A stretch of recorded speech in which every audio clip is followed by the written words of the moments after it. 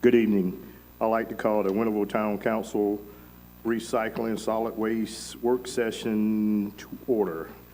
Today, the invocation will be given by Councilwoman Robinson. After Councilwoman Robinson, I will lead us in the Pledge of Allegiance. All right, let us pray. Our Heavenly Father, we give thanks to you for today. We give thanks for the community we live in. We give thanks for all of our citizens and the things that we provide for them. We ask that the decisions tonight be made in such a way that it will enhance their lives. Keep us in the right way, doing the right thing. Amen. Amen. If we all stand, face the flag. Okay. I pledge allegiance to the flag of the United States of America, to the republic for which it stands, one nation, under God, indivisible, with liberty and justice for all.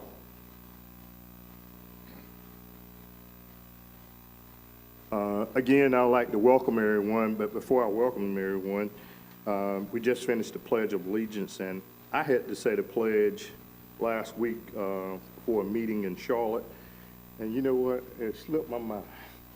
I had to go back and look it up, and many times I said the Pledge of Allegiance here, and I was like, I don't know. I reckon my anxiety, we had 8 states that we were working with, and I was like, well, how did I say the pledge? So I had to go back and look it up. So that's what happens. But again, I'd like to welcome everyone out tonight. My name is Ricky Hines, and of course, I'm the mayor here. And of course, you see all our council members here. Out in the audience, we're glad to have y'all here with us tonight. Before we do the approval of the agenda, council, if we could maybe entertain switching, before we go into the break, could we move up the old business, the use of the community room by Ms. Tyson's, and we could go, after we approve the agenda, go to that, and then we'll go into our break. How about that? Are y'all okay with that? Yes. Everybody's okay? That's right. Okay, all right. So with that being said, with that change, can I get a approval of the agenda? I move that we approve the agenda with the one change. Second. I have a motion on the floor to approve the agenda with the said changes.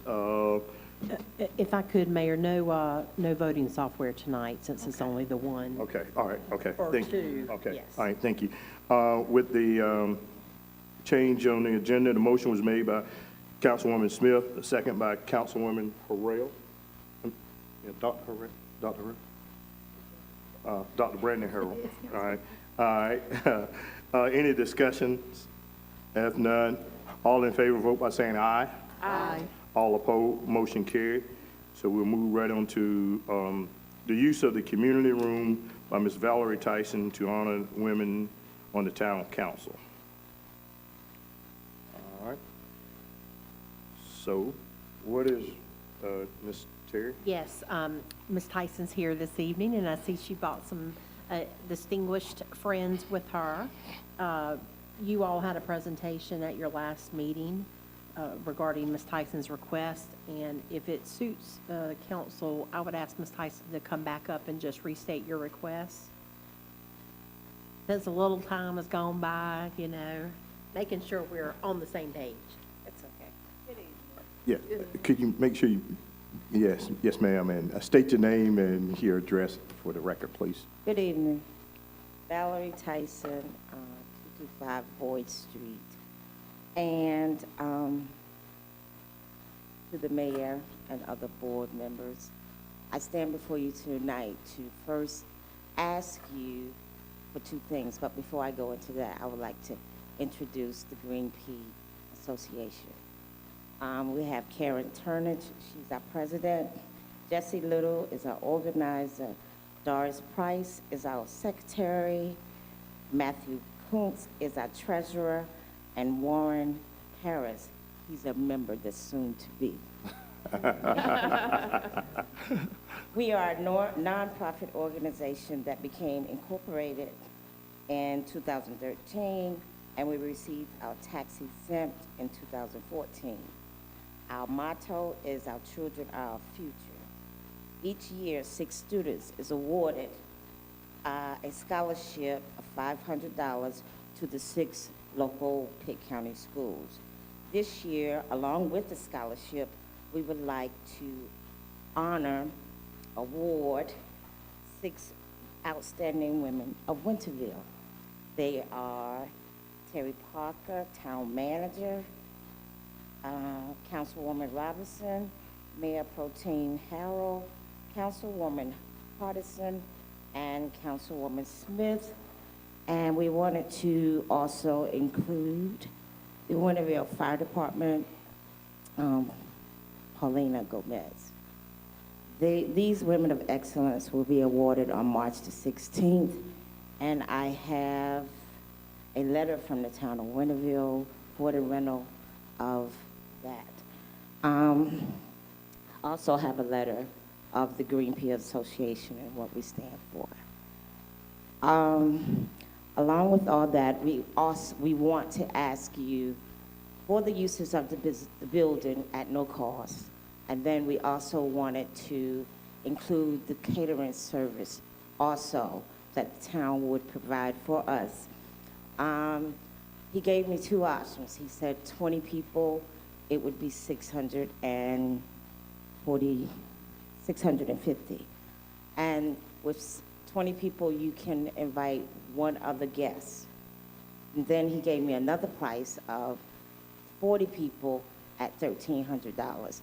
That way, they could invite them and 2 other people of the family. And with that being said, it will be catered by Food by Rio, LLC, and we're just asking you to consider and grant us our request. Thank you.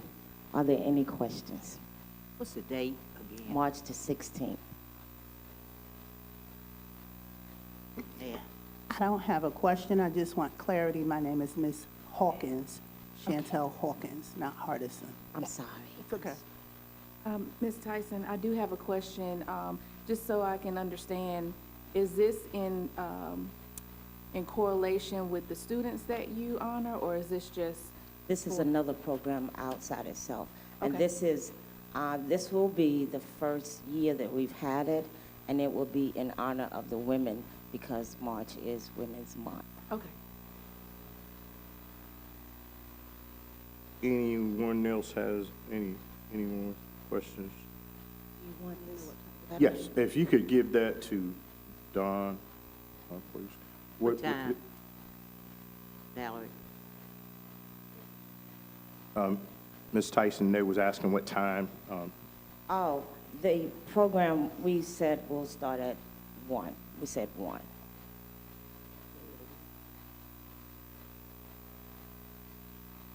Day of the week? What is the day of the week? March the Saturday. 16th, and it's on a Saturday. Saturday.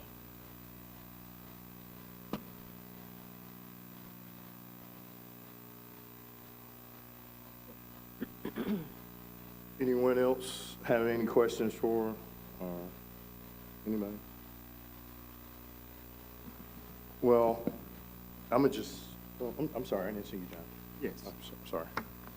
Yes. I just got one question. You say you do have a treasurer. Do you have any funds into your account at all? Yes, sir. You do? Yes, we've been established since 2013.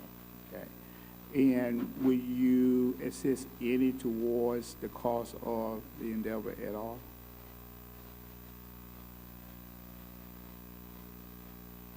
Could you come to the podium, please?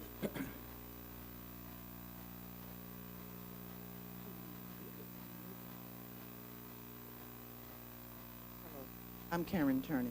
I'm the executive director of the Green Pea organization. And we like to use most of our funds to provide the scholarships. We usually spend about $3,000 a year just for scholarships and not any of the auxiliary costs. So with that being said, what we do plan to contribute to this event is awards for the women of Winterville. All right. Good question. Anyone else? Um, we are getting ready to, come up on our budget cycle, this year.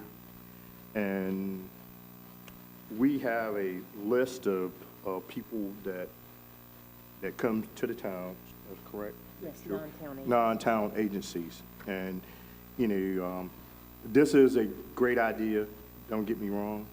This is, we would like to see y'all apply through our non-agency. Because that way, it don't look like we're singling out one group. I mean, Right. and, that way you put your name in the hat for funding, since you are a 501c3. Yes. You're doing some great things, and that way we can look at it as far as budgeting in our budgeting process. Now, I'm speaking now, but the board, y'all can chime in if y'all see different. So I agree with that. That was something that I had written down for you all. Since you all are amazing 501c3 and you are established, again, the non-agency funding and the application, you can apply for those funds through March 30th, 31st? Yes. You can apply for those funds through March 31st, and then I think that would streamline the process. Thank you.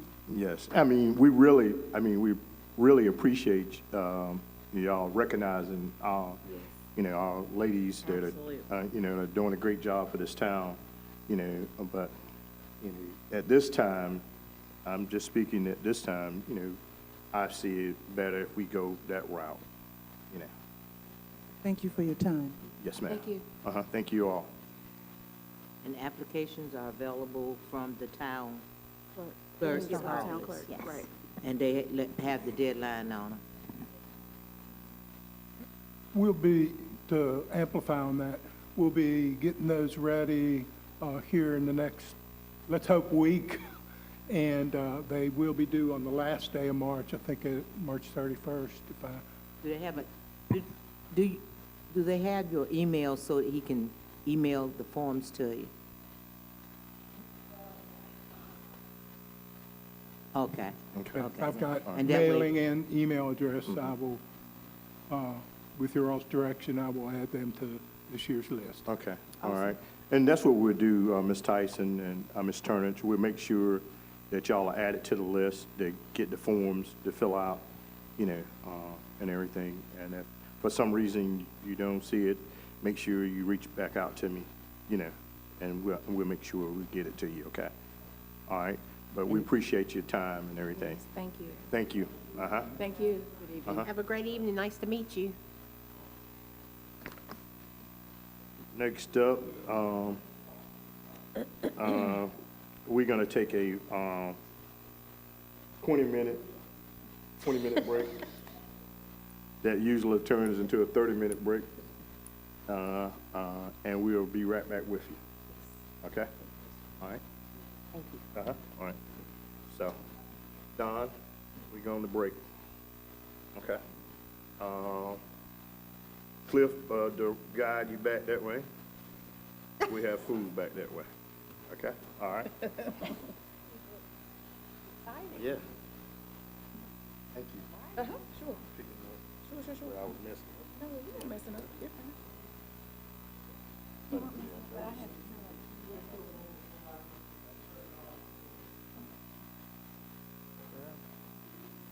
Oh, okay.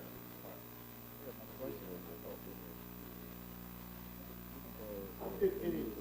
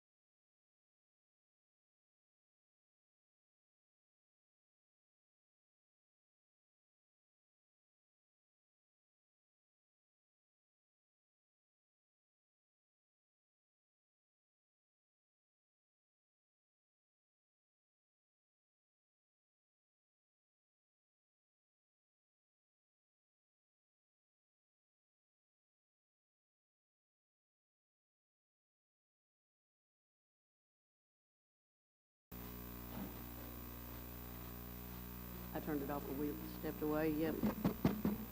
Good evening, welcome back. We're gonna resume where we left off from our break. Now we will have coming to the mic for our discussion this evening about recycling / solid waste work session. We have our Assistant Town Manager, Mr. Anthony Bowers. Good evening, thank you, Mayor, members of the council. Glad to see everyone tonight. So this issue's kind of been bubbling in the back for a little while now, and it's kind of really starting to come to the surface, so to speak. And so tonight, before you, we're going to talk about solid waste and recycling and some of the issues the town's facing as we move forward.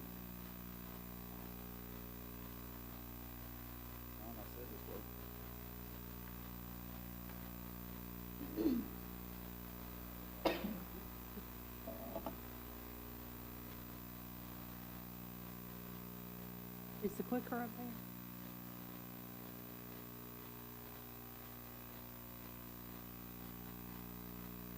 Working earlier. We're just having a little technical difficulty. If you could please stand by. It wouldn't be us if we did.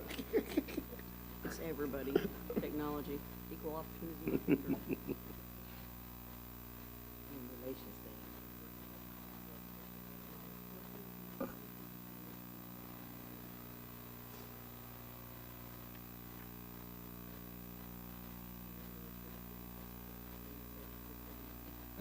That is what's so frustrating.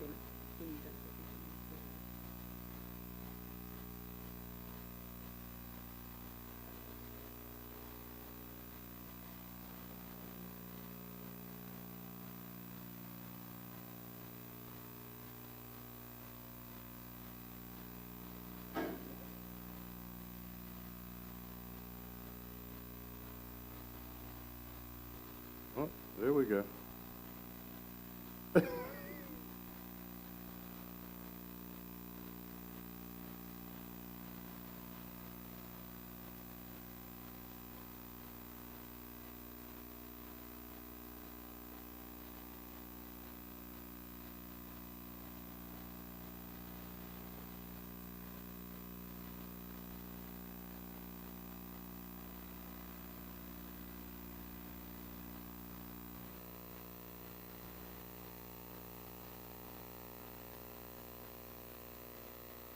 Okay.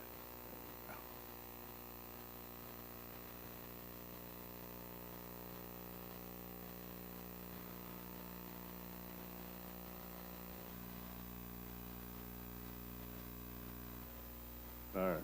Way to go, team. All right. That was a team effort there. Appreciate it, Town Manager. I messed it up. Okay. So these are basically, we kind of broke out most of the issues into 4 major topics for tonight. We started out with 3 and then kind of added the other one at the end of the day. So, changes in recycling at Pitt County, how that's affecting the town, public works revenue and expenditures, proposals for sanitation and recycling, and potential route changes. So the first topic, changes in recycling in Pitt County. Feel free to ask any questions at any time as we go through this, and we've got all staff here tonight to, address any specific questions that might kind of get down in the weeds. So feel free. Pitt County lost its recycling provider last year. ECVC was the name of the company that basically stopped being profitable in the way they were operating, and so they decided to get out of the recycling business. They were bought out by a company called RDS, which is the current recycling provider here in Pitt County. Anthony, what's RDS stand for again? Recycling?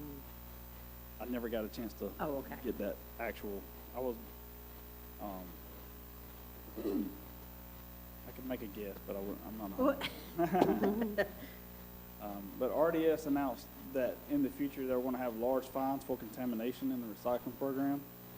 The town was provided a grace period of 3 months, and they basically said sometime, and this is kind of, they've kind of waffled on this a little bit. This isn't set in stone, but essentially sometime around June, they're gonna start fining the town for any contamination in the recycling material that's delivered to the recycling plant at $120 per ton. And the whole load is discarded. So, for example, if somebody throws garbage into the recycling bins, recycling truck, it looks just like a regular garbage truck, gets to the recycling facility, they drop the load, and it's got garbage bags in there and contamination. Basically, they'll take that whole load and push it off and take that load to the landfill, and the town will be fined for whatever the weight of that load was, at $120 per ton. So in other words, when they come through, I'm just trying to, so that citizens understand, they come through, they pick up the recycling through all town, and they take it over to the landfill, and when they dump it for the recycling that's left, if it's a bag in there that's got garbage in it, then that's the cross-contamination. Push it over to the side, got to reload it, then put it back on a scale to determine how much we're gonna be assessed. Right, well, the load's probably weighed before it gets, Right. as it goes in, but it is weighed, and then it's Okay. determined based on that load, so that they'll determine that a certain percentage of that load was bad, so the whole load gets considered as bad. Place altogether. It's not at the landfill. So Oh, okay. RDS is over on Staten Road. Uh-huh. So you take it there, if it gets contaminated and they have to load it up, they have to load it up, then take it across town. Okay, well, thank you, Cliff. It's too, okay, all right. Recycling and Disposal Solutions of Virginia. Okay, all right, thank you. All right. Anthony, I do have a question. So this will begin, the fines will begin June of this year? The last meeting we had with them, that's when they were, but they said there is a potential for some leniency as they're working through the process. Okay, So So- it's not in stone, okay, but they told us to start preparing for it as early as March. And then they backed off, and then they come back. I think there was enough pushback. And the fact that they were taking a hard line stance right out the gate to be very aggressive in how they were going to present it to the municipalities in the county. And so I think once they did that, then they kind of backed off. And so now we're really, truly waiting to see exactly what they are going to do. They haven't sent us anything official. okay. But Anthony, we have received notifications of contamination, several of those already. Correct. So we already know it's a problem. It's nothing for GFL to send us pictures of staff with several bags of garbage in a load. It's pretty much at least every other week, or every week. But, so it's nothing for us to receive the pictures. It's just a matter of how many loads. Now, I'm gonna ask this question here. Is it a question of education as far as That's a big part of it. educating the homeowners? And then also too, I notice, in my neighborhood, sometimes when I put up my recycling can, it's a green bottom can. But then I see some of my neighbors still got a solid blue can. Correct. Or they got a green can. So the inconsistencies make it difficult. Right. I mean, some people have like two same-size cans, so they're Uh-huh. not sure which one's garbage and which one's recycling. Yeah. Right. And And so they they'll look just, alike. ask the kids to take the garbage out, and they'll just go throw it in the, so it's easy to do. And we have the RFP, I'll get into that a little bit Okay, later. all right. But in the RFP, we talked about, with the contractors, how to differentiate and how to, the ideal situation is for the recycling trucks to come through first into the smaller can, make sure they have a smaller can. And then if there's any contaminated stuff, they could leave that can there for the actual garbage truck to come through, follow up and grab it, so that if there is a situation where the driver can see. One of the biggest problems they have as drivers is they're sitting in the truck and can't see what's inside the can. So they're, it's a very difficult issue to manage unless you actually have somebody walking and checking cans, and that's Right. just not feasible. Feasible. Just to touch on one thing, me and Todd were talking about it. Don has put out, and the information's online, it goes out that exactly what you can recycle. Okay. And I think people see, well, this is plastic, or this is paper, or this is glass, or what, you can't, RDS has a very small window of what you can recycle. It is flattened cardboard, shredded paper only, No glass. detergent bottles that have been rinsed and cleaned, and food cans that have been rinsed and cleaned. Outside of that is considered contamination. Oh. So just know going forward that there's a very small window of what they said they can distribute to their end customers. So honestly, unless, it's gonna take, to your point, education. Right. I mean, it's almost impossible to get just those few items that you can truly recycle. And to Terry's point, there is no glass anymore. That has to be taken to the county sites. You can't put glass in there, but we've got tons of pictures we take. Todd and his guys have gone out weekly. There's car seats in there. There's old laundry baskets. There's plastic hangers. There's metal hangers. There's cords. There's, I mean, what people think they can recycle, you truly can't recycle anymore. I mean, it is very, very small on what they'll accept. So I just want to make sure you guys understood just how small that their end users' profitable material is. And it's a good point, because we'll get into this in a little bit, but as to whether that's even worth the That was schedule my we're currently, That was my question. Yeah. That was and my they're question. currently offering, so staff's gonna get to that in a minute. Sorry. One of the things we put into the RFP was, you know, making sure that the company was willing to help us educate people if we decided to continue to move forward with this type of program. Okay. Recycling program. Kind of hard to see up there, unfortunately. So, next I would kind of talk about revenues and expenditures a little bit. Our sanitation revenue, this is just for the $11.50 that's billed monthly on your utility bill. It's going to bring in roughly $589,000 this year. Our sanitation expenses alone are currently at $693,000, so we're operating at a deficit of $103,000 right out the gate. Anthony, is that contract only?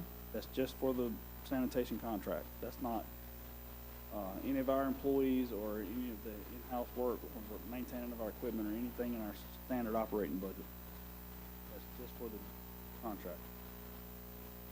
So I ain't mean to interrupt. Again, can you repeat that again? Yes, please. That the $103,000 is a loss on our current contract.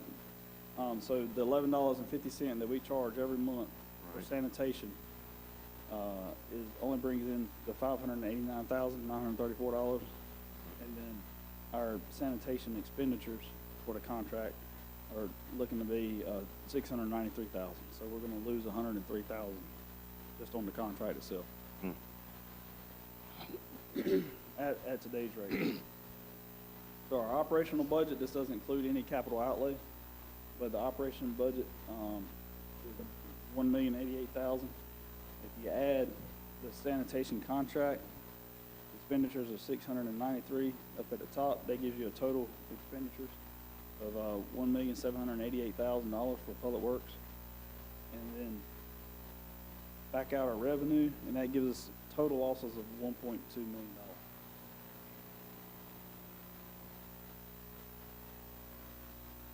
So our current cost, and the contract that we're in right now as of today, the current cost per service is $8.75 for garbage and $4.25 for recycling. And we invoice $11.50, excuse me. So we're losing the difference between the $13 and the $11.50 per customer per month. Construction routes are costing us about $8,000 per year. We'll kind of get into this a little bit more too. Construction routes are when the town itself not having anything to do with our sanitation contract with GFL. But these are construction routes where we go in and pick up construction material from the property owners and take it to the landfill on their behalf. Some of you may know this is not a typical service for municipalities. This is here in Winterville, a little bit extra above and beyond. And I ran the numbers. Our average cost per load is $153 just for the landfill, not counting our equipment to get it there, our man hours, guys staffing the truck. So. Let me ask this question, and Cliff, you might be able to help answer this too. If I'm an ordinary citizen and I take my construction stuff to the landfill, what's the charge? I know it's a charge because, do you remember? $1 and some change, or maybe, it's not much Depends on the per ton. load, and yeah, it's not but a couple, I mean, if you took a trailer load in there, it may cost you $12. I mean, and some less. Right. But yeah, it's not you know, what we're getting at with this is, what's the chances of you gutting your own bathroom, piling that beside the curb? Right. Most of what we're picking up, you can tell by the house that a contractor put it out. Right, and that's, But yes. that's what I your was trying to point, get at, yeah. is that looking at what we're having to spend to pick it up versus if, you know, If you loaded a dump truck, it'd be less than $25. right. I'm just trying to, so that people can see That's the a good difference. point. I'm sorry, Anthony. No, you're good. What we want, ask questions. Current issue with GFL, so the issues that we're having have gone on for over a year. Poor communication, missed pickups, routes ran late, equipment failures, and of course, along with all that comes the bad public relations. So we went out for bid on the contract January 31st. We had a mandatory bidders meeting, we had 3 show up, as well as a container company. So we had 4 companies present. We received bids on February 20th. We had 3 bidders that were, attended the meeting that were actually sanitation companies. When we received the bids, we actually only received 2 bids. One of them decided not to bid at this time. Their closest customer to us was Goldsboro, and they felt like that gap was just a little too far currently.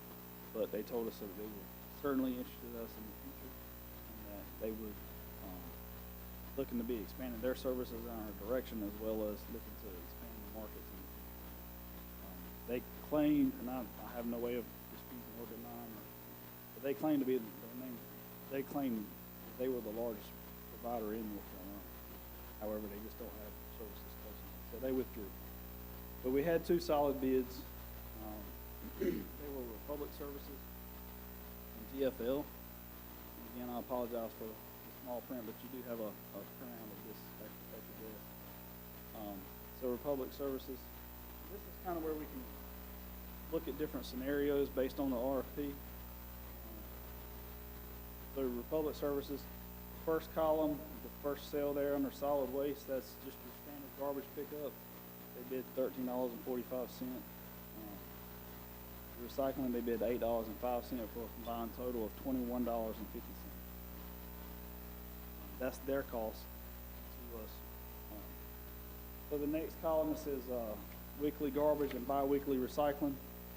Basically, we gave the bidders an option to see if we scaled back on recycling, if that would change the price for the town.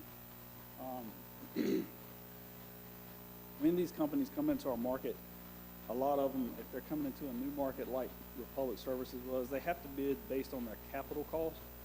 And so for them, they decided that recycling, you'll see it's the same price for both a bi-weekly and at our current rate, current pickup schedule, still $8.05. So they had the same price regardless if we cut services back. In this scenario. Over to your right, you'll see we have large open top container for recycling. If the town decided to say, hey, we just want to put one big container somewhere and just let people recycle in that, we would probably have to make some improvements to meet county standards, such as some fencing, some way to make sure that it's not, people aren't just dumping illicitly into the recycling container. But then we have a 4 cubic yard dumpster and a 6 cubic yard dumpster and an 8 cubic yard dumpster. And these are mostly used by the town facilities, but we do have some multifamily areas in town where they do use the dumpsters instead of roll-out carts. So this is still, we are billed, so we included that in the RFP. And you can see their respective prices there. There's not very many of those, but they do exist. So next we had GFL. They bid, actually lowered their price from where we currently are. The numbers I gave you earlier, the $8.75 and the $4.25 of $13. They reduced it, trying to keep our business. The solid waste came in at $7.95. The recycling was $3.95 for a combined total of $11.90. We also asked them to bid on a new scenario where you only pick up recycling every other week. They did drop their price from $3.95 on the weekly pickup to $1.95 for every other week, which reduced total cost per month to $9.90.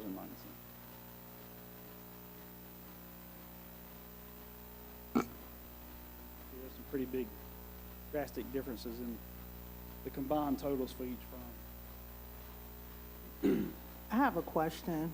So with listening to some of the barriers in terms of like communication, missed pickups, routes, have any efforts been made to try to see what the root of this is? Because it appears that they are given a lower bid. They would be a better company efficiently and monetarily. What is the root of it? And also accountability, missed pickups, then that goes back on the citizens, and you all are having to put notices. Where's their accountability in terms of, you know, who looks at that? Where's the accountability for them when they do miss pickups? Sure. So the new contract does have a clause in there that, you know, if they're, you know, missed pickups, we can charge them back. But I think, one of the biggest things that GFL, who is our current provider, has told us is the way we were operating in the past with everything being in 2 days was very difficult for them to manage. Some of that comes with the time that they close the landfill. So they can't start the town at the time we want them. We don't want them starting before 6. So, and then we don't want them, and the landfill closes at 4. So they can't get the whole town done and communicate to us, that they didn't finish in a timely manner. The new proposal, RFP that went out, we're having 4 days of pickups. So it'll be garbage will be picked up, the town will be split into 4 sections. It will probably not just be like 4 equal sections, because you're going to want some areas for growth, so that you're not having to redo this, you know, a year from now. So you might take the older section of town that's going to be stable in growth and make it, you know, one size, and then the new section of town that's, you know, where most of the new growth is going to be might be less now, but we know that the potential is to hold a much larger number of customers in the future. My point being is they're splitting the routes up over 4 days versus 2 days, you know, should allow them, according to them, to be able to service the town and communicate and provide better service. And if they do have a truck go down, or if there's an issue, that they can get another truck in easier. It is hard to, we have had meeting after meeting after meeting, and tried to get them to work with us under the current contract. But it is a decision, and it is a risk to say that they're going to be everything that we ask them to be under the contract, because they haven't met what we've asked them to do under the current contract. So there is a potential there for them not to do what's in the contract. Well, I'm sorry, go ahead. Okay, I was just gonna say, I mean, if I was looking at it from their standpoint, noticing that I can't get to the landfill by 4, I would put more trucks in the area.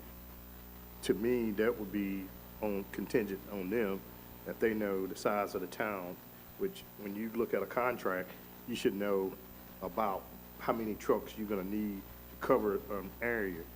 So, you know, to me, that's on them, but, you know, it ain't always the cheapest price that you want to go with. I'm just saying, it's not, you know, you might have to pay a little bit more, but your service may be better, versus having a lower price and having horrible service. So you're still cheating your constituents by doing that. One thing I would say too is my understanding, we requested that the bids come in for all new containers, so that it's equal across the board for everybody bidding. But at the price that they brought in, and I haven't had this conversation with them, being out of the office last week, but you know, it needs to be a conversation. If we requested all new containers, and they're still bidding us a lower price and aren't planning on changing out the containers, you know, that's kind of not really apples to apples, and it's not really what we asked them to bid on. Well, and it speaks to the continuing issue of Councilwoman Hawkins. It shouldn't have taken going out for request for proposals to get their attention. And we have, I mean, I can't really take credit. It's been Anthony and Cliff predominantly and Todd as well, that, and Kim down at the Operations Center, that have had to, time after time after time, request a status update. A lot of times we're trying to seek information late in the day. They haven't been very proactive, in my opinion, even though we've had meeting and meeting and meeting. And I am really concerned that they would come in with a lower cost when they can't meet their obligations currently. Terry's point, Ms. Kim down at the Ops Center, she does a very good job. She has a running email stream with myself, Todd, and all their upper management. There's daily emails. There's been weeks, there's probably 40, 50 emails a day that she sends out from residents calling. I mean, if I could get a copy of that, it's too long for y'all to see, but she is on the email every day with those folks and constantly having to request updates to Anthony's point. I mean, you shouldn't have to request them. They know we have an issue. We've asked them every week, try to give us an update, or you can finish routes.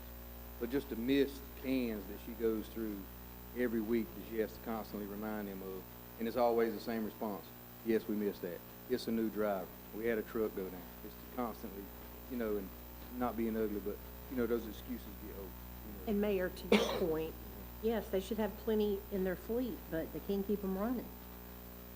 I'll say too, they know what time the landfill closes, and they can communicate to us. Correct. They know if they're behind schedule before the landfill closes. Absolutely. So, and that's where the communication aspect of it is. By the time we find out, a lot of times we're saying, hey guys, we didn't hear anything from you. Now we're getting calls from citizens complaining, and by then it's like, sometimes it's after 5 o'clock, and we're trying to, you know, get notices sent out, you know, through social media, and it's just a bad, vicious cycle that we can't seem to get them to, you know, play ball and be communicative and responsive to us. Now, maybe I'm, excuse me, maybe I'm gonna put the cart before the horse here. As in a new contract, regardless of who it may be, are we putting in the new contracts that these, their trucks have some type of camera system in them? So that, That's pretty much industry standard. so that make sure, because I actually talked to someone over in Wilson today, and Wilson has their own in-house. But we're certainly Right, not. I know, but I'm not, That what- is right, not even on the table. Right, I'm just saying, I know that's not on the table, but what I'm saying is, what they had came up with was, because people were always calling saying that, you know, my garbage didn't get picked up, so that I think they went to then installing cameras in their trucks so they can make sure. GFL Right. currently has dash Okay. cams. I do think Anthony's right, it is industry Okay. standard. And just so you all know, Mm-hmm. the three of us today discussed putting dash cams in our trucks as well, because when we get around to discussing our internal town pickup, town routes, we get the same thing. Yeah, and I think, you know, I was like, okay, and that alleviates, that takes care of everything, you know, when, hey, mine didn't get picked up, or whatever. And I just want to make sure that language, but I understand that it's already there. I didn't know These that. big service companies, Uh-huh. yeah, so. Okay. All right. With the only two bids that we have, the Republic and GFL, have you had anybody close by that, have the service with Republic that you know of at this time? Beaufort County uses Washington area. That's where they're currently closest to us. I mean, Goldsboro was too far away for the other company, but it is an option for them because they're right in Beaufort County, and they actually bring their recyclables over to Pitt County for recycling, so they are in the area. Republic. Yes, sir. Do Pitt County use Republic? I think they use them for some of the services. Yeah, because they come out across the river where at the location that I worked at. I seen them out there picking up the big dumpster. And I'm not making a recommendation tonight on the bid or the proposal, so I'm not, because I want to do reference checks and things of Right. that nature. Mhm. And, so I haven't had to do, I want to take their bids, go back, ask them questions, get some feedback from them on some things I have questions on. But I did want to present y'all what I have available at this time. And then, once I finish doing those questions, we'll probably bring it back at your next regular schedule. Okay. And, yes, and also, you know, with Washington, it's already having service with them. We'll touch base with them and see Oh, absolutely. what kind of. They were required to provide us a list of references. So not only would we contact them, but we would contact everybody on their reference list. So I still had the question, like, for accountability, is there any sort of stipulations? Poor communication, not picking up through Department of Environmental, like, We they did. can't just leave that out there without any repercussion. I'll have to go back and look at the RFP. When it comes to like a missed can, can't remember that. I do know that we stated specifically that if there were any fines passed down for contamination, that they would be responsible for it, that they would be passed to the town and from the town back to the contractor. So they were kind of put some of the onus on them to make sure the contamination issues were issued. But as far as like a missed part, getting a refund, that kind of thing, I guess it would depend on if they went back and serviced it in a timely manner, and there was some variables we can look at. But I'll be glad to look at the contract and bring that back to you. Thank I don't have that specific answer. Thank you. And 'Cause I would think it's sort of like a hardship, right? People's trash are out there, they can't change them, they're calling, you all are calling. So there needs to be something to fall back on them where they have to continually clean up what they're doing, right? They can't just continue to do that. Right. Well, and I have to say, for the most part, if we call them, they're coming back. But there's a lot of time spent coming back. And, when you're missing, I believe I heard a count 45 cans in a day. We have a lot of people, but that's a lot of cans to miss. And it's just when you're in that business and that's what you do. I will just say that in a previous time, not too long ago, before Waste Industries went to GFL, the group that we dealt with regularly, they were all over top of it. Without going too far, the change has been recent and it's declined pretty rapidly. If I can follow up with that, and make sure we get answers. I want a clarification. I know what I think Public Works is, but on page 5, where we're looking at the operational budget and the total loss, what is included in Public Works here? It's operational costs. I know it's sanitation, but I want to make sure that I'm thinking So right. that budget does not include water, sewer, stormwater. That's just for, what we call public works to, it will include some of the streets because we don't have a street department. But it's mostly gonna be running those routes and picking up the bulk goods, the grass clippings, the street sweeping, The the white ma- goods, the tires, the Right. construction, Okay. debris. Just running those routes to keep the town clean for the most part. That's the majority of what that budget's for. And Ms. Robinson, Councilwoman Robinson, that was slide number 5, page 3, right? Yeah. Okay. I All right. just want to make sure that I'm on the same page as you as to, it may sound like, I should know that, but still, I want to make sure that I'm looking at the same services Well, that the you're term looking at. public works has interchanged a lot. Yeah. It's used in a lot of different areas. I mean, it can, we can talk about, going and fixing a water leak, and you say the public works department went and fixed the water leak. Well, it's very interchangeable, and especially in a smaller town that's growing. I mean, we're looking More at, hats. maybe changing the way that rolls out a little bit as we grow, and try to differentiate that. But, yeah. It's a good question, though, Ms. Robertson. Ms. Robertson, to Councilwoman Anthony's Robertson. point, You know, I'm in that first grade. I think you guys, did y'all get? Yeah. Yes. So basically what Anthony's numbers, I think, encompass are all these routes we run on a monthly basis, or it's weekly. What wouldn't, like you said, stormwater, water, sewer, and most of the street stuff, if I'm not mistaken, is funded by power bills, so a lot of that wouldn't be in there. Right.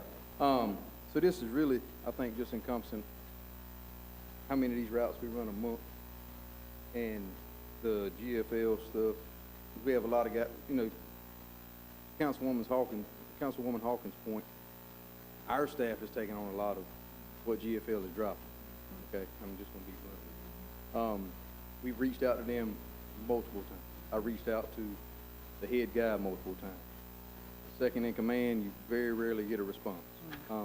Miss Jenna that works there, I probably shouldn't say this, but if they would let her run the show, it'd be a whole different show. Because she is the one that responds to us daily. I think we all agree with that. She sent Todd an email this morning because she was on the truck the other day and couldn't get back to him. I mean, that poor lady's trying to do it all. But she does a phenomenal job. Outside of that, the communication is a little more than non-existent. I do have a question, and, oh, you guys hear me? Okay.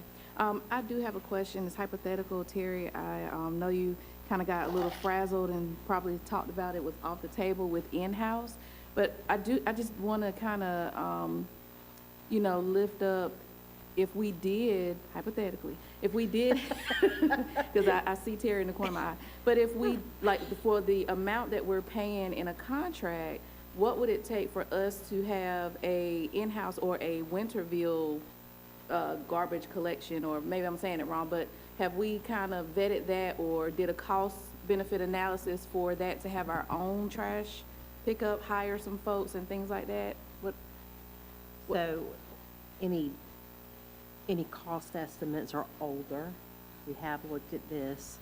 We have, I know a lot of other entities that have gone back in-house. It's probably, just to get started in the capital costs, you guys jump in. But I mean, it's gonna be more than double what we're paying in the contractual cost. I will tell you that refuse collectors are some of the hardest employees to hire, some of the hardest employees to keep. And from a liability insurance standpoint, it's one of the most dangerous jobs out there. So it is an ongoing expensive endeavor. And again, if y'all want to add, please jump in. But in my little bitty few years of experience, I have had it in-house and I have had contractual arrangements, and never, ever is it cost-effective to bring it back in-house. That's why I just had I think if you, the response I had. based on what I see and hear when I talk to other places, if it's something that's been there for a long time and it's a utility that's like been managed in-house and it's grown with the town, Right. it's probably something you can do somewhat competitively. But if you have to go out and spend all that capital and start it up, it makes it very difficult to, because we're not going to be able to get the equipment and the parts at the price of these contractors. Gotcha. Okay. So they might can get a new truck for $750,000, and we might need three trucks to service the town. Well, we're not going to get that same price on that truck that they are, because they buy so many of them. Gotcha. And if I could add, the operation and maintenance of those types of trucks, we use our knuckle booms routinely every week for the things we pick up. And correct me if I'm wrong, gentlemen, but, when those trucks go down, we don't have the abilities to fix them on site. So they're down at a contractor that's, having to fix them. And I wouldn't even want to guess how many thousands of dollars we've spent for downed vehicles just this current fiscal year, that if you add then a fleet of garbage trucks that run all the time, every week, and depending on the type of truck, we'd have those same kinds of maintenance challenges that we're just not equipped to handle. And anytime, I think Todd and Cliff know, anytime you deal with hydraulics and you blow out a seal, it is expensive to redo a pump, on a hydraulic system. Gotcha. We have one little small, this is just small for hydraulic cylinder. Now, a knuckle boom truck is 20 times this size. We got one little small one fixed for our John Deere tractor this week, $1,400. That's getting it repaired. So the cost of these things, to your point, Mayor, hydraulics and repairs of that stuff, or any repair, has gone through the roof. So, and Anthony touched on the cost of the trucks, and GFLs, they have a whole maintenance fleet. Okay, they have a whole fleet of guys that maintain these trucks, and they tell us they can't keep them going. So we would have to have a, it would Gotcha. Thank you. A good question. Got me off the hot seat, Terry. These are all good questions. Sorry, Anthony. So, the next slide, we got scenario one. So basically, I just kind of wanted to run some numbers just to see, what these bids, how it could impact us financially. And so if we stayed with GFL at our current level of service, and didn't change our rate, so this is $11.50. Everybody, Is that a yeah, Amber that's, Alert? I'm sorry, Have that's a an Amber Alert or Amber Silver Alert. Yeah, sorry about that. Just bear with us for 1 second to everybody climbing down. There we go. Sorry about that, Anthony. I think we all got it. Yeah, we all got it, yeah. Everybody use Well, they ain't stuff looking on for me. We're Veronica. The, The service provider sent out an Amber Alert. we got, so this first scenario, we've got, staying with the GFL at the current level. And again, this is based on, at the current rate of $11.50 per month per customer. We would not lose as bad as we are currently, but we would still lose $21,000 from the year.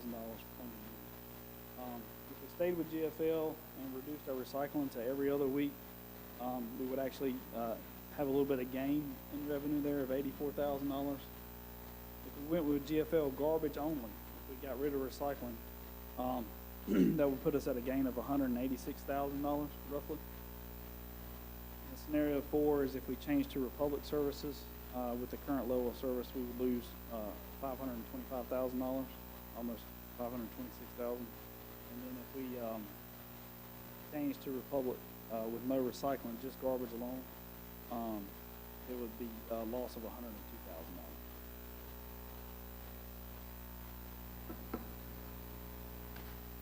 So proposed route changes, this is kind of shifted from the contract over toward our internal operations. We currently run routes on a minimum of 4 days a week. I think y'all all got the schedule. We service 48 miles of street per week. And so there's a little bit of difference in the street miles that we have versus what the trucks are doing, what the guys are doing in the field. So when they run their limb route, they're basically having to run both sides of the street. And so that's 80.5 miles per week. When they run grass pickup, it's 105 miles per week. When they run the bulk route, 80.5. And then white goods and tires is another 80.5. When we make our trip to the landfill, E.R. Lewis, the landfill is just outside of Winterville, on the east side of town. Based on the number of trips we make per week, it's roughly 40 miles. And then Allen Road, based on the number of trips per week, we're running about 30 miles per week going to that facility. We still have the same number of employees in these departments as we did about 15 years ago.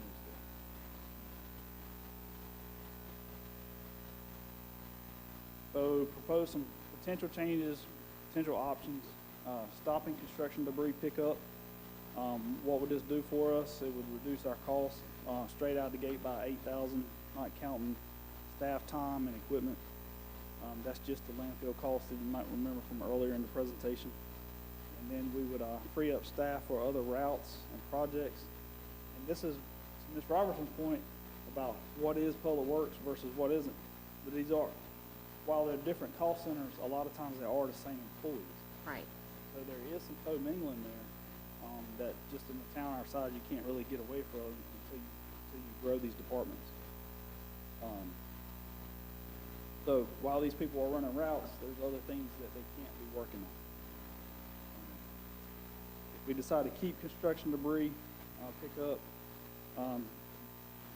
one option is to go to a fee-based process where we still do the construction debris pickup, but we charge, like I said, it's costing us $153, not counting man-hour and equipment, $200 per load, kind of recoup that cost so that we're not losing the $8,000 plus. And then the potential of keeping it as is with no fee and continue to lose $8,000 plus per year.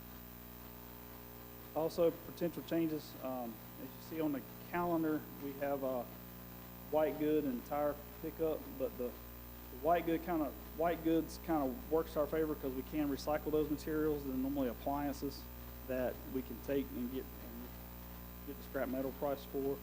But the tires are a cost to us.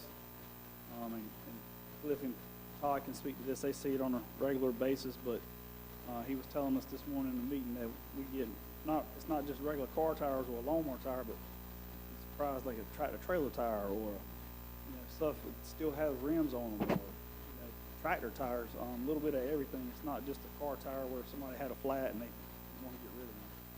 So the option there would be charge them $50 to pick up the tires from their house and take it to the landfill, or stop collecting tires altogether. I'm sorry. When y'all notice, like Todd and Cliff, y'all notice sort of what you were just saying, a tractor tire or either a big truck tire, do y'all notate that so that if this keep occurring at the same resident or whatever, Turn that tire away. It just speaks to tires. It doesn't say a certain size. I understand that, but I'm saying, I mean. No, sir, because there's nothing to say we can do anything about it, so we don't take the time to notate it, no, sir.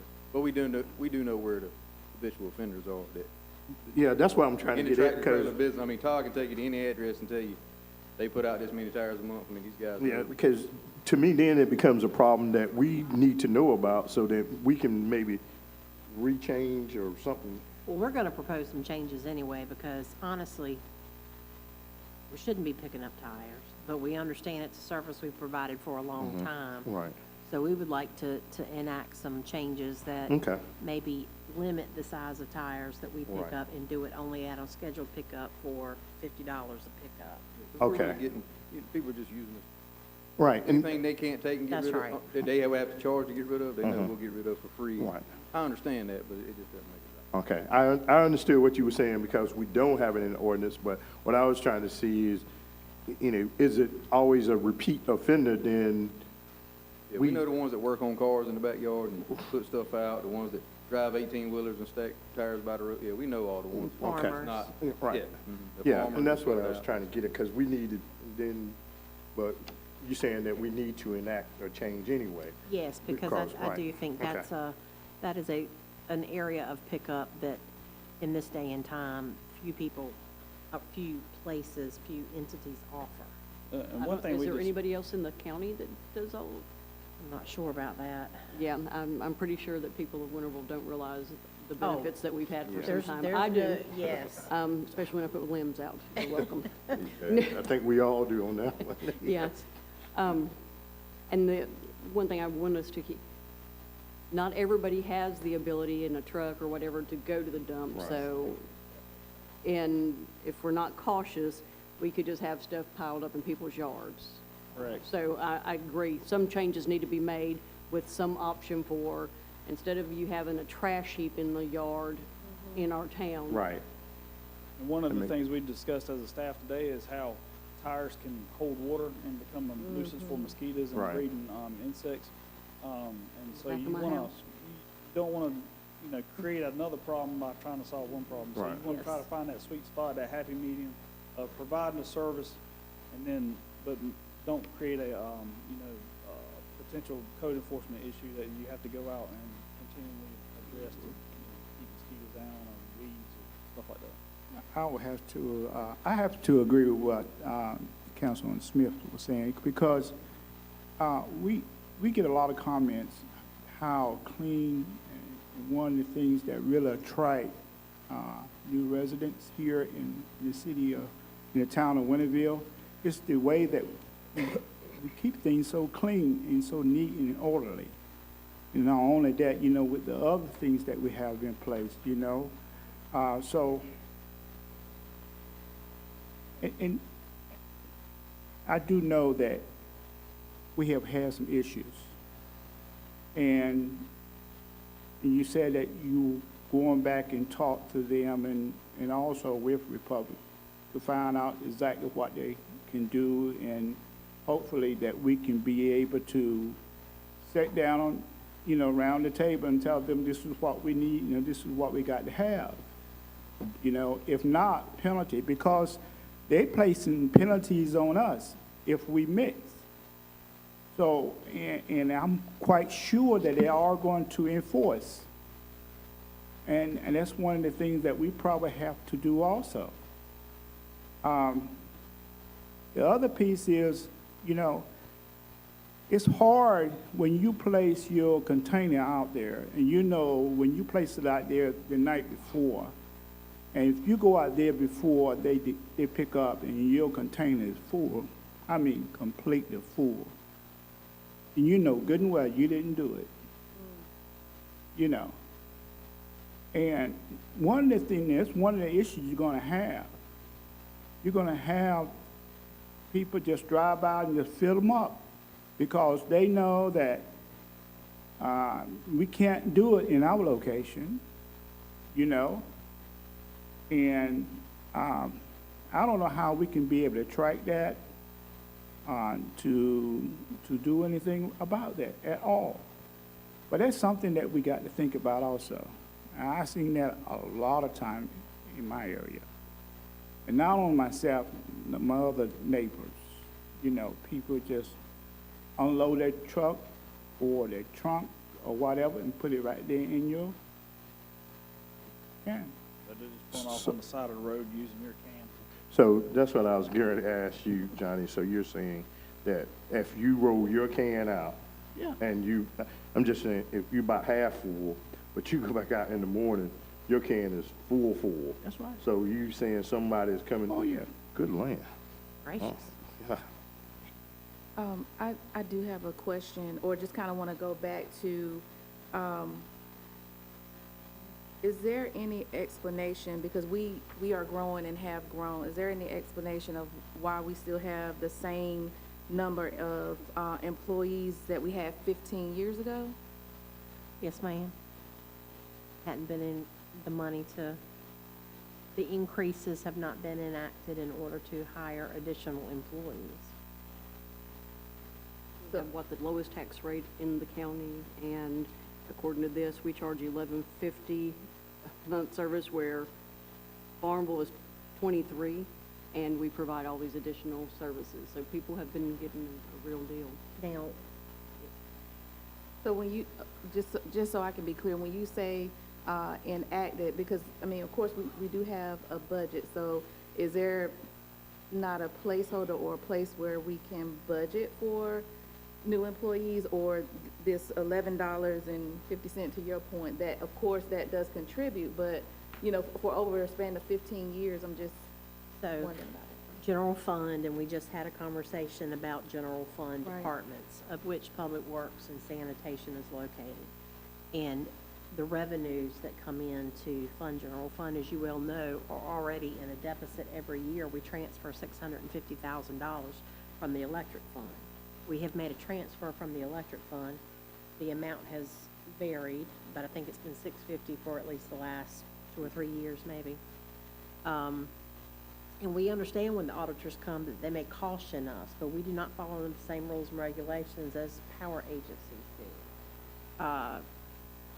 But it goes back to, we're trying to fund Parks and Rec, police, fire, Public Works, sanitation, all the administrative departments, with the revenues that come in for general fund, of which ad valorem tax, property tax, sales tax are 2 big sources of revenue, and then sanitation user fees.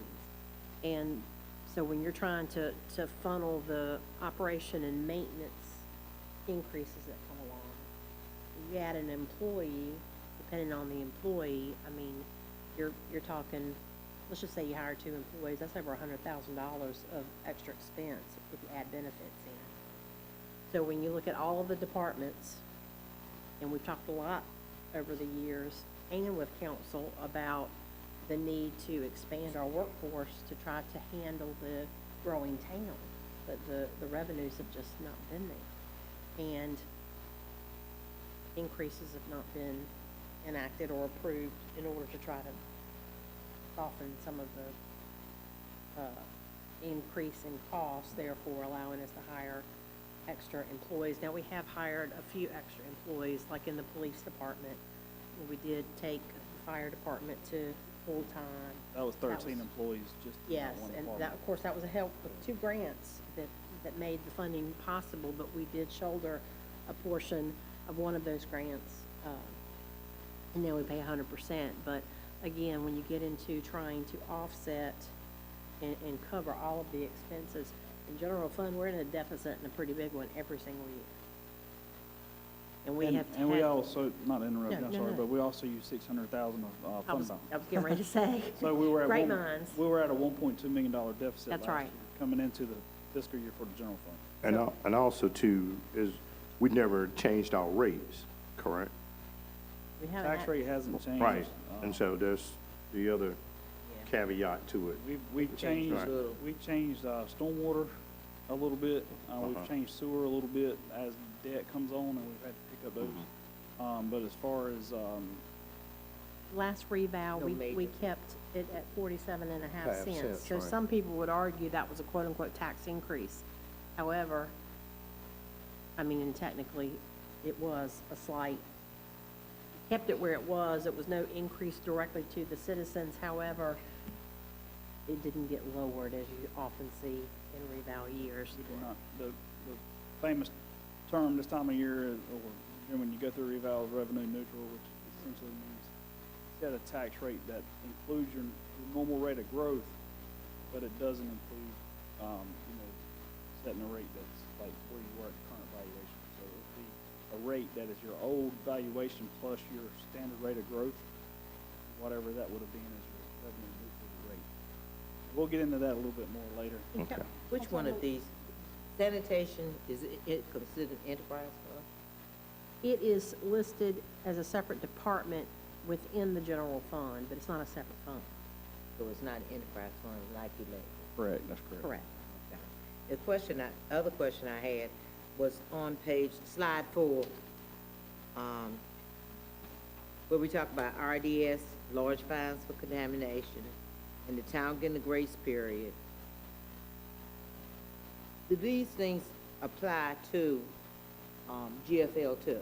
That they're gonna fine us and all that? I think we've been getting the notice of contamination from GFL, if I'm not mistaken, currently. I assume, I don't know if we're getting fined through GFL or whether we'll be getting fined directly from the county. My understanding is they're gonna fine the county because the contract's with the county for. and then the RDS. And then the county is gonna, in turn, fine us. So we hadn't, We haven't experienced Okay. any fines as of yet, because So the they fine haven't- is coming from the county RDS aspect of RDS RDS, is a right? private, RDS is a private Private, company that's right. contracted by the county to County, handle right. recycling. But- So RDS is gonna fine the county. And then Okay. the county's gonna turn around and look at And it- Winterville and and ask us to pay the fine. So it doesn't matter who we're with, we're gonna That's get. correct. that's right, Okay. that's right. So like if we send a load over there and it gets rejected, the county does note that that truck came from Winter, or it came from Farm, or it came from Washington, or wherever it came from, so. But in the meeting, they didn't give us a clear, and it doesn't sound right, I'm still waiting on the answer from John Demery, but, whether they'll take all those fines and kinda split them, or if they'll just fine us for what, we contribute. Well, I certainly hope it's just for what we contribute. I hope so too, but that was one of the, we all had that same question at the meeting already. Councilwoman Harrell, if I could just go a little further with that. There is a robust discussion every year during budget between staff and the council, and those council members who've been with us a long time remember this, about the challenge of just balancing the budget in and of itself. And the challenges that we have that face us every year. So it's the challenge of growth, it's the challenge of increased costs of doing business, it's the challenge of wanting to keep your rates low to the citizens. So I am completely respectful, and I know staff is, of the job council has, and it's tough. Unfortunately, we are now at a time in 2024 that we've almost hit a wall with, we have got to make some increases, we've got to change some services, we've got to hire some additional personnel. It's all kind of coming at one time. I won't say it's anybody's fault because every year budget decisions are difficult, and I completely respect that. But these are conversations that have gone on a long time, and I understand that we have citizens that we have to keep in mind. But again, as you can see, where we can be proud and tout that our rates are low, but at the same time, it's not paying for the cost of doing business here in Winterville when we pick up everything under the sun. Right. Understood. And kind of to Mr. Moore's point about, you know, the things that make us great in here in Winterville, we want to be able to keep be able to keep doing those. If I could talk clearly. But yeah, I mean, it's important that, you know, we don't run the operation so thin that we can't provide the services Exactly. that people are expecting. So, you know, if and when we do decide to increase rates, I think that, you know, to Councilwoman Hawkins' point about the town hall meetings and things of that nature, so folks can understand, and, you know, hopefully people are watching now, but, you know, people can understand why things need to increase, because at the very end of the day, you get what you pay for. That's right. And it's a good point. And there's a lot of historical knowledge, like the fact we haven't really grown the department, and this is just one of several Right, departments 15 years in is a- 15 years. It's a long time. And that's really the time frame that I've been here, almost 15 years, and Okay. Anthony's been here longer than that, but that really speaks to, you know, in one respect, you could say, well, we're getting it done, so maybe you don't need people. Well, we get it done because we're proud to be Of here and course. want citizens to have great service. So Todd and Cliff and Anthony and company, everybody just almost kills themselves to make sure that the citizens get a good product. So yes, we get it done because we believe that's what we're here to do, but at the same time, we're at a point now that we're just not gonna be able to get it done. Right. Thank you all. I want to add one more thing. The growth of the town is so fast. I mean, you take the McLaughlin tract they're proposing now, that's 91 more houses. That's 91 more stops those guys got to do every Exactly. week. 11 at Main, I think that's roughly a little over 200 houses for sanitation, that we have to run carts to. We have to, you know, if there's an issue, we have to visit. Luckily, we don't pick up there, but, you know, these small neighborhoods, the next phase of Copper Creek, I mean, yeah, South Brooks coming through, and that's, you know, Eli's Ridge, those neighborhoods with several hundred houses, I Exactly. mean, they're coming fast. Brookfield, you know, they just finished those last 20-some houses, soon to be 30.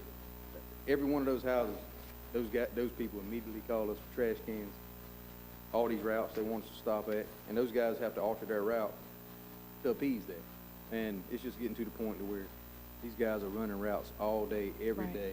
And what Anthony touched on earlier, and Councilwoman Robertson knows much about stormwater. Our 2 stormwater guys are on a route truck every day. So it's very hard to go fix sinkholes when they're tied up running routes all day, every day. And they're trying to do their sinkholes in their free time. Or just have to put one guy on a truck, and I'm very big on safety. I don't like one guy running the truck by himself because anything Right. can happen. But that's the down and dirty. I mean, that's what's really happening. And that's in an effort because Todd and his staff take great pride in making this town look as good as it does, and Todd will not go home until the route's done, regardless of what's going on. But I also hate to see the stormwater side go lacking, just trying to keep Exactly. up with the growth of the town and picking up all this sanitation stuff, so. And Ms. Robertson, you make a good point. Stormwater is an enterprise fund, but the 2 employees we have dedicated to that enterprise fund are predominantly working on solid waste routes every week. Because we just don't have the people in the actual public works, I'll call it street and sanitation currently, side of the house to get it all done. I just wanted, Thank you for I mean- that, and thank you for all that you and your staff do, and I do hope that we can look at some things to increase and, you know, add some staff. yes, ma'am. Thank Because these you. are 7 days, 5 days a week, understand. rain, snow, these guys are on the truck. You see them out there if it's raining, they got the rain suits on, so we're not too, Right, and the growth just adds to that. We want to give these guys a break, and the other side of that is our equipment. that's right. So if a truck goes down, that's just killing another truck trying to catch up and get it done. And that's just, just beside the growth of the town, I just hope everybody knows that's increasing very, very fast. So- Well, we all Loud and love clear. to have things, but If you love to have things, you got to pay for things. Well, you pay for what you get. At the end of the Right. day, you pay for what you get. We all want it cheap, but Right. cheaper ain't always better. That ain't always better. Thank you. I'd like to speak to something, please. When we talk about people moving into Winterville and the increase with citizens and developments, and when developers are coming and they are proposing building new homes, subdivisions, and, for example, 11 Main, for me, the rent is astronomical, right? So when they are proposing this, are we thinking about those people? They have trash. Is some of what they're charging in this astronomical rate because of the location or the amenities, or what, how is it helping Winterville when they're coming in and this astronomical rates? How can that be funneled? And then my second thing I want to speak to, on page 6, where it says financial estimates of sanitation and recycling. The second scenario, where you reduce recycling, will add over 80,000. For me, that's a good option, right? So us looking at those options, and then also thinking when new developers come in, is adding to sanitation. And of course, like Councilwoman Harrell, Dr. Harrell said, after 15 years of growth, at some point you need more employers. You need to change with the changing times. And it may, increase may be due, but these things also have to be looked at as well with rents that high. How is it benefiting Winterville? But currently, those developments really only create more demand for the town. It's not, we get an increased tax base, right? So we will get an increase in revenue from our standard ad valorem taxes, and any motor vehicles that are registered as these people come in. From a service fee itself perspective, they pay the same $11.50 that every other citizen does in the town. So essentially, as it stands today, we're actually losing on every one of those new customers that come to town for sanitation. And that's why on these user fees, the people that use the service, those fees should pay for the service. And unfortunately, through the development stage, there's some water, sewer, stormwater infrastructure that's installed and paid for by the developer. Well, when you get down to the actual citizens and users of our services, be it sanitation, water, sewer, stormwater, the fees that they pay, they need to pay for the service provided, if that makes sense. Yes, it does make sense. And I'm just Ms. thinking Hawkins. in the long, Ms. Hawkins, can you speak to you? I'm just thinking in Councilwoman Hawkins, and I can speak in the microphone. But what I'm speaking to is when we're thinking about new developers coming, more and more and more, the increase, and we are now a small city, is going to continue to increase. Where do we question the benefit, right? Because then it's more on you all, right? And you all are providing an excellent service, one that can not be matched.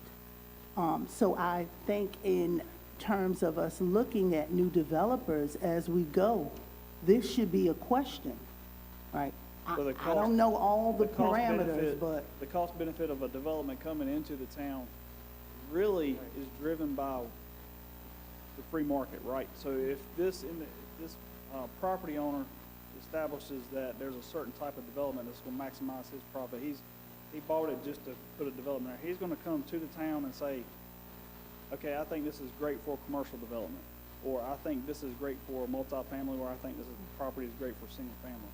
Typically, what drives that is not necessarily the town, other than the Horizon Land Use Plan, which kind of gives guidance, and in the planning and zoning process.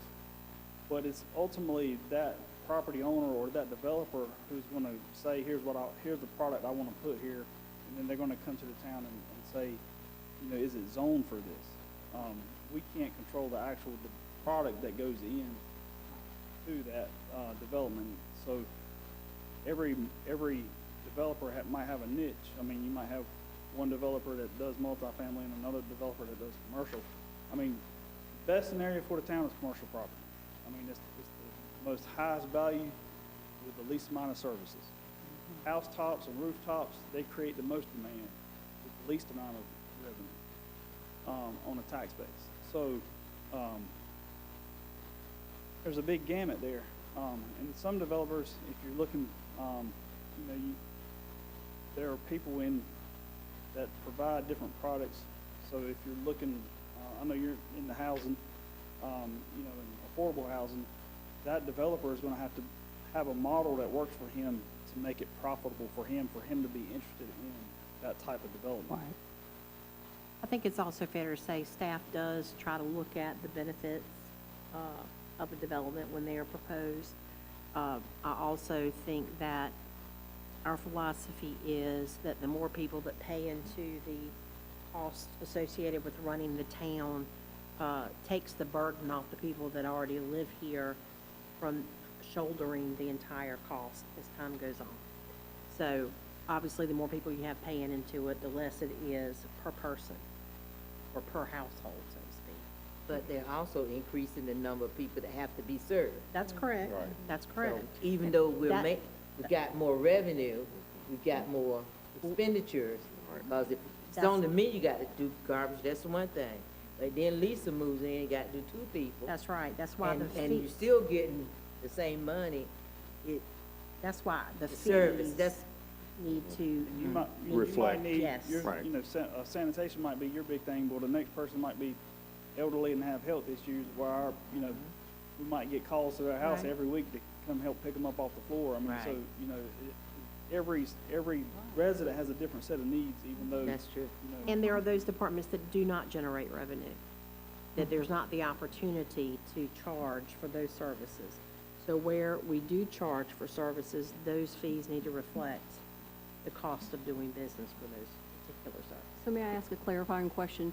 So, correct me if I'm wrong, Anthony, so your statement was that commercial would most likely be the most effective for our town, in that it would bring in tax revenue with the least amount of services. So then, would it not follow that larger homes, larger properties, fewer people, but the tax revenue coming in would be a better benefit if we're looking at it from that perspective, the amount of services versus the income brought in? Like if we have a highly populated, dense area, there's more people. But density, yes, density is a driving factor in there. Right. So, of course, you know, be the first to say, you know, just because you have a large lot, and mostly that's what our council can control is lot size, but that doesn't necessarily mean they're gonna put an expensive house on the lot. Most likely they are, because they're gonna maximize that profit, right? So in order to do that, they're gonna try to put the biggest, most valuable house up there they can get, that they feel like they can sell and not have to lose money. So these developers are gonna try to maximize that, but density does play a big role in the amount of services. Required. I do have a question, and I know in the interest and respect for everyone's time, just with these scenarios about the financial estimates for sanitation and recycling, so I think it's scenario 2 and scenario 3 with the gains of 84,000 and then almost 187,000. When things like that does happen, will that go, or could that go to a new staff or a couple of new staff's salary?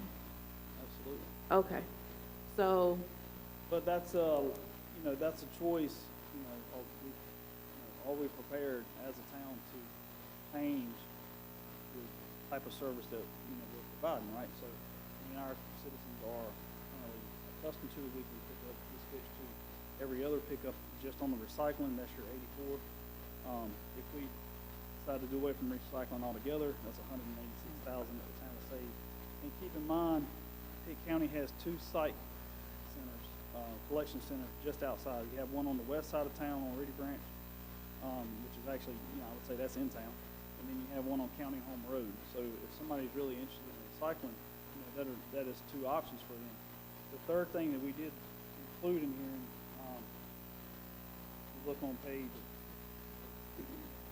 on page 5, slide 10 on page 5, you see that there's that large recycle open top. This was one large container that we could offer. My mouse went back there. Okay. Oh, wait, no. Okay. That happened. So, yes, so the large open top recycling container is just like what you would see at the county site, but it would be on town property and a little bit easier, I guess, accessible. We would consider a site somewhere that, one good potential site would be where our current dog kennels are. Since we're not in the animal control business anymore, we could remove those, restructure that site, pave it, and make it accessible to citizens. Then you still would have to have a staff person, correct? Well, we have staff there all the time, kind of in and out, so, the county would probably like a person there, but I don't know that they can, I don't know that, we would have to work through the county with that and see exactly what their standard is as far as the actual employee. We'd have to double check, but I certainly think that we like that a lot because that helps in a lot of ways. And let's be honest, recycling is not what it was. I'm not anti-recycling, but that is not occurring in a fashion that it used to occur. So with that said, it's certainly a type of facility that we could offer those that are hardcore recyclers and potentially even construct that so that they don't have free access to contaminate the whole thing. Gotcha. Thank you so much, Anthony, because when I looked at those gains, to me, those gains should be going to new staff salary, because I hear your cry. So for the most part, I'm listening. Both those points,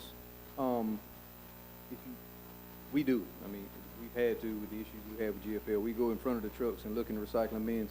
If you look at what's in that actual bin that can actually be recycled, it's probably less than 5%. I mean, because most time it's bags of garbage that aren't supposed to be in there. It's those items I touched on earlier. So if you had a central location like Anthony's proposing, you can get them, Mayor, with some of them you can get with a certain size lids, so only crushed cardboard will fit through it. Only cans will go through it. You can't just go in and throw a bag of garbage. Now, you can get the ones that open completely, but you can opt to get the ones with the certain size holes that only fit certain things. And for the people that truly want to recycle, That's right. they'll use that. Honestly, I can show you, again, photo after photo. Most people are using a recycling can for overflow of the garbage. Right. And that's, I mean, if you ever want to get out, people may question you, but when you see the blue cans or the bright green cans out on certain days, stop and look in one, you'll see what I'm talking about. I mean, just about every one of them is contaminated. I mean, I'd be willing to say 98% of them are. Some of those bright green cans, that's all the people have. Correct. They don't have a blue can. That's right. Because I don't know when we got those blue cans. But the blue cans were, so you had to, Waste industries. we still have old waste industry cans all over town. We're going through GFL with that, but we want to get through this process, because if we didn't stay with GFL, there's no point in having them change all the cans out. But if we decide to go with them, I think Anthony had a proposal for a smaller recycling can, because right now your recycling and your garbage can are the same size. Right. So your recycling can then would be half the size of your garbage can, but it'll still hold a bag of garbage. And people use it, I mean, honestly, we walk them weekly, and I take pictures every week. It's just trash. I mean, because to the recycling point, a pizza box, And- they won't take because it's contaminated with food. All right. You know? I think a lot of people are doing recycling because of, we want to save the earth and all that. I'm not real green, but I try to be a little green. And, but, I've been astonished at how messy what I've been doing that was not. I really would like to see us put stickers on, a big sticker saying, what can go. I know it's still people gonna, but if we were, I would like to see us keep some recycling. If we don't do it, every week, to be able to keep some in our community. And I like the idea of the site and, everything, but I would love to see us keep that. But I think that if those of us who try to, that we knew exactly what to put in there, we wouldn't put the other stuff in it. I put pizza boxes in On my the, bin. I didn't mean to cut you off, but on the lids, it's up there, It's on, on there. on the lids. It's on the website, On GFL the, stuff. Yeah. actually on On the can. some. On some of it. Well, I know, on my I've can. got Waste right. Industries cans, both of them, Yeah, I don't have any. on My my can is can, blue. I That I tells have you how old the, it is. But I agree, I would like to keep Yeah. some sort of recycling for the small percentage of people that Right. want to do it right. Yeah. But unfortunately here, most of the population is doing it wrong, just yeah. whether it's lack of knowing or, I mean, a lot of the people we talk to and tell them, you can't put that in there, it's the same thing every week. They do it every Okay. time. It falls on deaf ears. And Councilwoman Hawkins, I just want to make sure I understand. Your question for affordable housing is asking if we have a say in what developers build? No, I wanted us to think about when developers come, how we are processing what they bring to the town. Because if they are creating spaces for people and the rents are almost $2,000 a month, how is that benefiting us and it's putting more work on you? I don't know the answer to that. I'm thinking the council, when they come, that this is what we should think about, because that's more services that need to be provided. Who's getting the most benefit out of them being here? And it just wanted to add that I think having a reduced amount of recycling come will benefit those who cannot get to that set place. I'm totally in agreement with the set place, but for those, again, who can't get there, you gotta think about everybody, and that's the thing as well. And again, I applaud you guys for what you do. I could not do it. I could try to do it, but I could not do it. Walking a day in your shoes, so thank you, and thank you for trying to explain this to us, and the intricacies. Well, I Thank just don't you. want anybody to leave with questions. I mean, if you got any questions, now's the time to put it out there. Oh, We'll be yeah. glad to answer.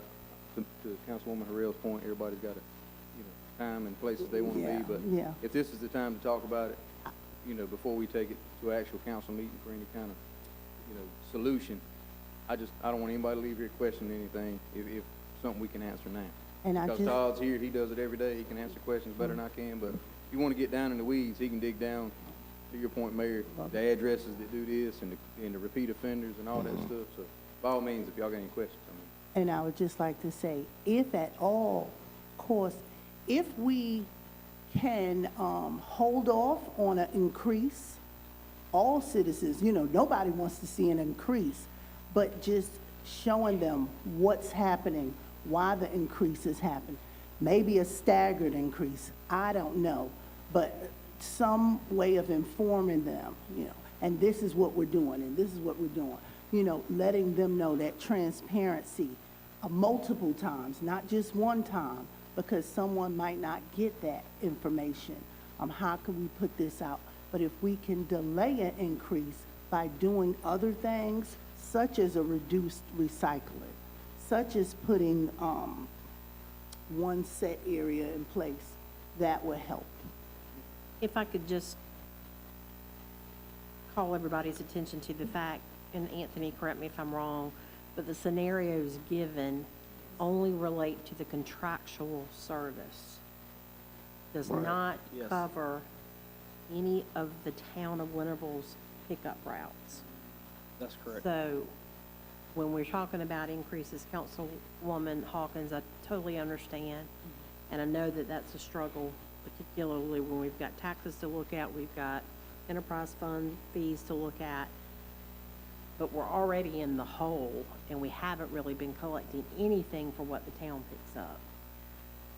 So I will just say this, we've got to look beyond just the recycling, and I think we're gonna want you to consider potentially nixing or doing special scheduled pickups for construction that have a separate fee associated with that, potentially something of the like with tires, in an effort to try to take our own staff that we have and afford them more time to do some of the other things that Public Works is charged with. So I only just remind everyone that the numbers you see by and large only reflect the contractual service currently with GFL.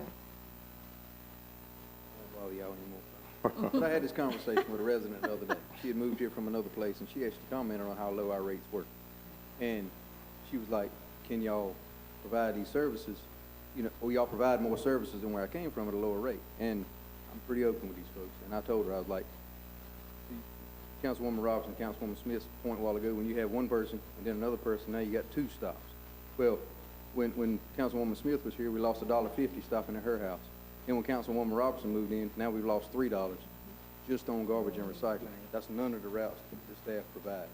So every time you stop at a house at the current rates, we're losing $1.50. And if you multiply that times 4,000 or some odd residents, and and these guys hadn't picked up a single limb, a single blade of grass, you know, none of that stuff has happened. We've already lost that much money before they ever hit the road. So that, and she was like, well, that's truly amazing that, you know, you guys can continue to do so. And I hate to tell her we can't continue to do so, but, you know, you only want to be so open with them. But she truly commented on our rates, and I feel like, according to what Anthony proposed, there is room between us and every other, you know, town around us of what they're charging, even if we don't go to what they are, a small increase, so at least we're not losing money at every house before our guys ever hit the road. And none of those entities are picking up what we're picking up, Not even close. not to the extent. So, not to break it down that far in the weeds, but No, that's I had that great. conversation with her, and she applauded us much like y'all do, but she understood that nothing that we do on a daily basis hadn't gone up in the last 3 or 4 years. I mean, absolutely nothing. So, Thank you. To Cliff's point, I read some preliminary numbers. I didn't bring it with me. I just was kind of doing my little bit of accounting nerdy stuff that I do sometimes in my office, and I looked at what if we build out just for giggles to see our next lowest rate was $15.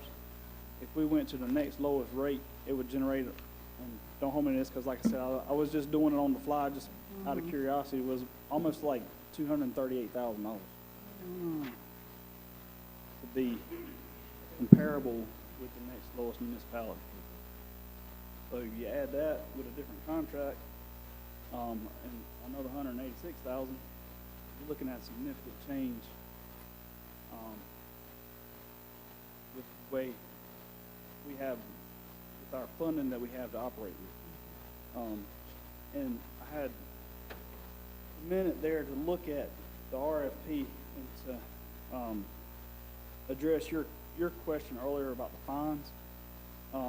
Councilwoman Hawkins, the fines, the way the RFP was written, is really going to be on a case-by-case basis, but it states in there that we have the right to fine them. So, and the reason it was written like that is if it's a hydraulic leak on the street, we have to get a certain type of crew to come in with an environmental solution to clean it, pressure wash the street and get it. That fine might be different than if it's a lack of service type of fine for, you know, not picking up 20 cans for 48 hours type of thing.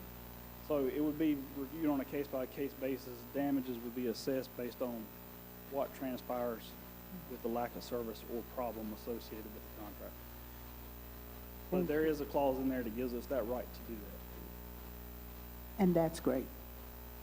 And if you renew your contract, and if it goes through with renewing the contract, in terms of the fines, is there a certain amount of days they would have to pay it? What is that process?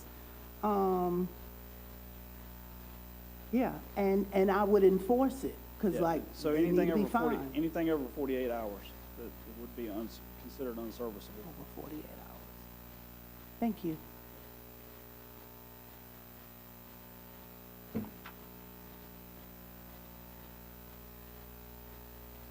I think yes. Are you finished? Okay, all I'm right. here for any more questions. Okay, all right. Well, I have one for Ms. Terry. Yes, Sparks. sir. From you and to your staff, what is our path forward with this situation and your recommendation? Well, I think, obviously, tonight was the first step, and that is to provide you with the information in the best way we know how. We didn't provide 100 different options, but there could be 100 different options.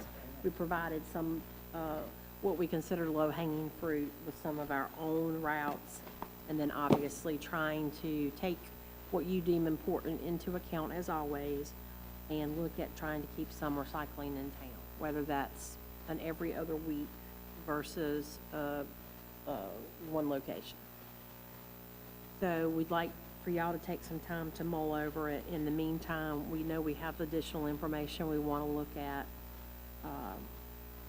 But we'll be coming back in short order and making some official recommendations and asking for an official decision from council on how to move forward. So when you ask for our recommendation, I don't know, I mean, we have a pretty good idea what we want to recommend, and I think you've heard a lot of what are going to be our recommendations, and that information is included in these slides. But we want to come forward in the very near future and officially make those recommendations, and then get an official decision from council so that we can be prepared to move forward in the budget process. And this is not a scare tactic, what I'm getting ready to say, but this is one service, and we have several more to discuss in addition to the tax situation. I did make a copy of the frequently asked questions that we received, Anthony and I received today from Russell Hill, tax administrator with Pitt County. I'm sure those of you that follow social media have really seen people's feelings about the new values coming out. A lot of people are calling us and asking us questions that only the tax assessor's office can really answer. So I appreciate the fact that they put these. Anthony, thank you so much. Thanks to all of you. I appreciate the fact they put these frequently asked questions together, and we'll get Don to post the link on our various outlets so that people can try to go and get some information as they're trying to maneuver through this reappraisal process. But as you can see, it can be a pretty extensive amount of information to cull through. And ultimately, the biggest question for us are what we're going to do with our tax rate. I think Anthony used the term revenue neutral. We're going to be required to give the council and the public what that rate is, but then we'll have to come back with a tax rate proposal recommendation on top of all these other discussions we're having. So we may spend a lot of time together over the next few months, much more than we have historically, because this is really a budget year that is bringing lots of things to a head simultaneously. It will not be easy. We respect that, and we are certainly we will bring all recommendations, having gone through what we know is important to council, what we think we understand with respect to your direction, but we'll be bringing some pretty tough recommendations forward nonetheless. I don't know if that answered your specific question, Councilman Moy, but I think sooner rather than later you will get our official recommendation on this whole solid waste and recycling subject. Any more discussion from the council? Council, anybody else have anything they would like to discuss? One more. Yes, with the evaluation that was placed from the county, what you just speaking of, there's going to be an evaluation going to be done also for the town, because they have increased. The reval's already been done for the town, It's already been for the done. whole county. For the whole county? Okay, that's for the whole county. And the Okay, how property, that work? and the property values have been posted, sent out. Property owners have been contacted. Yes. A lot of upset people out there because Yes. the increases are pretty substantial. So the county's gonna have to set their rate accordingly, and all cities and towns will have to set their rates accordingly, tax rates. So that's gonna be a tough decision, because there'll be a lot of pressure to keep the tax rate at a level that'll bring, basically, it doesn't result in an increase to taxpayers. But again, when you start talking about a general fund that's over $1 million in the hole routinely, and the need to bring additional employees and pay for the increased cost of doing business, there's only so many places revenues are going to increase, and property tax is one of our biggest sources of revenue. So it will not be an easy discussion.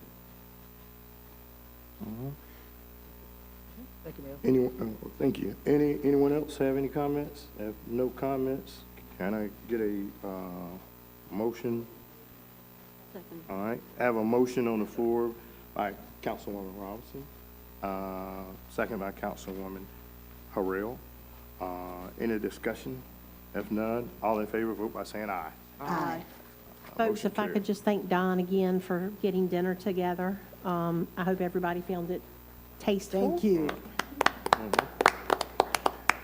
And I forgot to mention too, don't forget, Saturday morning at the church at 9 o'clock, you can bring someone else.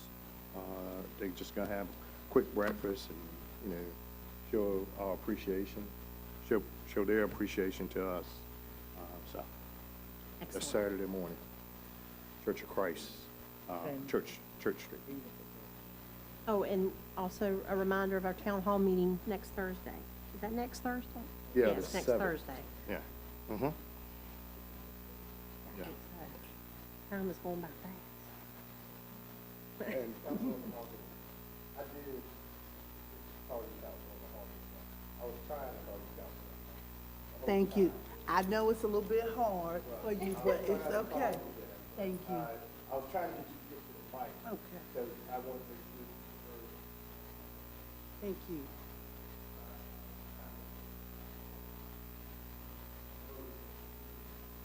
I got it. I got it. I know it's a little hard, but thank you. We're getting there. Thank you.